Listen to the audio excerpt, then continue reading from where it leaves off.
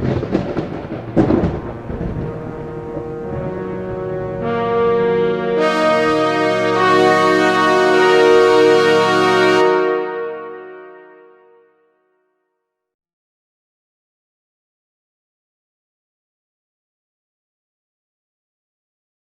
right, good morning, good evening, good afternoon, ladies and gentlemen.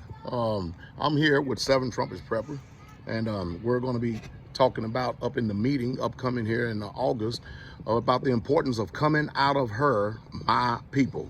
And not only we're going to speak about the coming out of her, we're going to give you direction. We're going to give you what to look for and how to do it.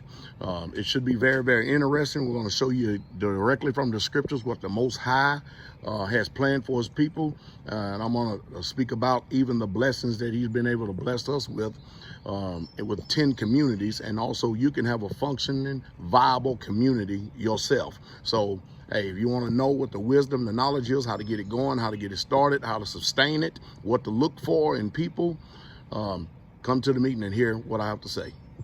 There you go, guys. You have it right there. If you want to listen to what Pastor Dowell have to say, it's August 16th at the Restoring the Foundations Conference in Gatlinburg, Tennessee.